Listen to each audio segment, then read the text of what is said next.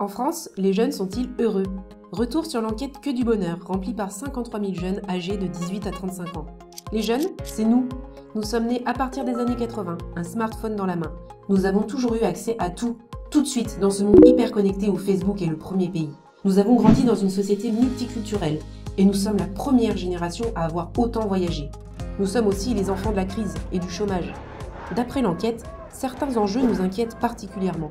La dégradation de l'environnement, l'extrémisme politique, le pouvoir des multinationales et la maladie. Nous doutons des capacités des institutions traditionnelles à relever ces défis. 75% d'entre nous n'ont pas confiance en l'avenir de la France. Concrètement, la société nous déçoit. Nous jugeons qu'elle n'est pas suffisamment égalitaire et que les richesses pourraient être mieux redistribuées. Nous pensons aussi que les citoyens n'ont pas un vrai pouvoir de décision. Pourtant, peu importe les conditions extérieures, 82% des jeunes sont heureux. Et loin de nous contenter de critiquer, nous voulons faire bouger les choses. 83% souhaitent participer à la construction de la société de demain. Une société où le bien-être des citoyens serait la priorité du gouvernement. Pour nous, le bonheur, c'est d'abord une bonne santé, puis la famille, les amis et les amours, ensuite le travail. Nous repensons le concept de succès. Adieu la grande maison, l'écran plasma et la belle voiture. 89% d'entre nous considèrent que gagner beaucoup d'argent n'est pas primordial pour être heureux. Nos seuls besoins matériels, Internet, un smartphone et un ordinateur. Clairement, la sobriété heureuse, ça nous parle. Pour nous, l'essentiel, c'est surtout être en bonne santé. 91% disent en prendre soin. Dans les faits, on boit quand même beaucoup, on ne dort pas assez et on est souvent stressé. Et au boulot, nous avons envie de nous investir, mais autrement.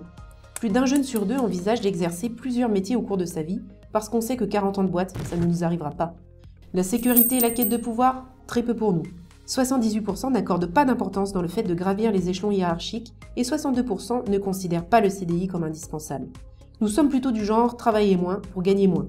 Les conditions de travail idéales, la semaine à 32 heures, 10 semaines de congés par an et 2 000 € net par mois.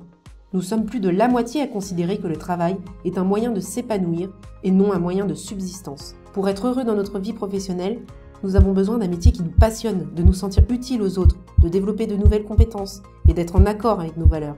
Bref, en résumé, nous sommes heureux mais insatisfaits de la société dans laquelle nous vivons. Nous avons compris que le bonheur, c'est surtout une affaire personnelle. Nous sommes d'ailleurs 80% à penser qu'il ne tient qu'à nous d'être heureux.